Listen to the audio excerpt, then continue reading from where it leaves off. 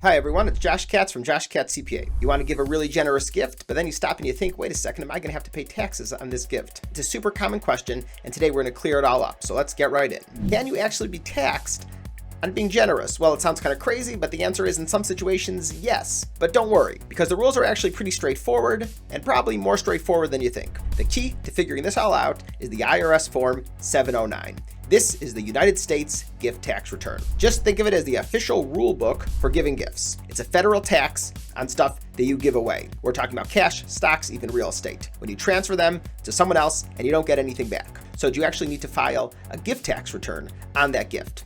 Well, believe it or not, it all boils down to one number. And that number for 2025 is 19,000. If you remember one thing today, remember that number. This is the key to determining whether or not you need to file a gift tax return for most gifts. And the $19,000 number has a special name. This is the annual gift tax exclusion. Just think of it as your free pass for the year.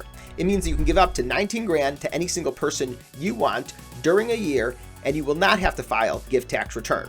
And you can send that amount or less to as many people as you want. As long as each individual gets 19,000 or less in a single year, you generally will not need to tell the IRS about it. You absolutely will need to file a Form 709 if you give $19,000 or more to any one person during a single year. You may also need to file the form for more complicated gifts, such as certain types of trusts. These might be called future interests. It's also possible to combine your limit with your spouse, and we'll talk about that in a second.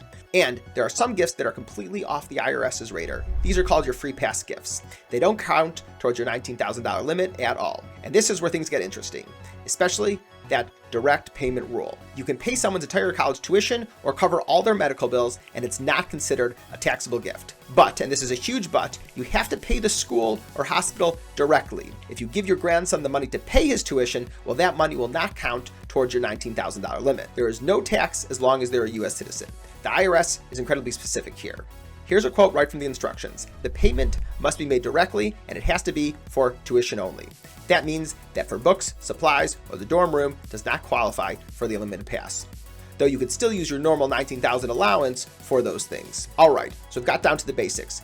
But you know, life gets complicated. So let's take a look at a few common situations that have their own set of rules. Here's a really powerful strategy for married couples. It's called gift splitting. Basically, you and your spouse decide to treat any gift from one of you as if it came from each of you. What does that do? It doubles your annual exclusion.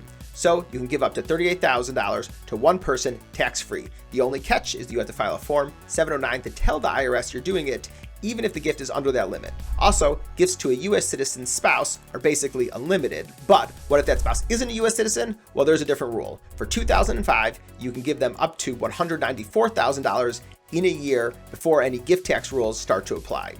So it's way higher limit than the normal one, but it's still not unlimited. So what about digital assets? Well, digital assets are on the IRS's radar. They define them as anything from NFTs to crypto like Bitcoin or stablecoins. And if you gift any of these, they are absolutely subject to the same gift tax rules, but based on whatever the fair market value was on the day that you gave them away. And here's a really important heads up. The new Form 709 has a direct question right at the top asking if you made any transfers of digital assets. You have to check a box, yes or no. Very clear signal that the IRS is paying close attention to this stuff. So let's take a deep breath and boil it all down to the absolute most important points you need to walk away with. Takeaway number one, this should be no surprise. The magic number is $19,000. That's your tax-free allowance per person per year. Sticking to that is the simplest, as easiest way to stay off the gift tax paperwork train. Takeaway number two, don't forget about the awesome exemptions. If you want to help somebody with school or medical stuff, pay the institution directly. That generous act won't even count as a gift in the eyes of the IRS. It's in a totally separate, unlimited category. And finally, takeaway number three, and this is a big one for your peace of mind, don't be afraid of the form. Just because you have to file a Form 709 doesn't automatically mean that you're going to be paying a gift tax bill. A lot of this is just a reporting tool. You'll be letting the IRS know what you did, but it does not mean you have to pay any tax on it. You can give more than the annual exclusion without paying gift tax as long as the total amount given over your lifetime doesn't exceed the $15 million lifetime exemption. After that, then you may be paying taxes. Hope you enjoyed the video. Hit like, subscribe, and visit my website, joshkatzcpa.com. Send me a message. I'll see you in the next video.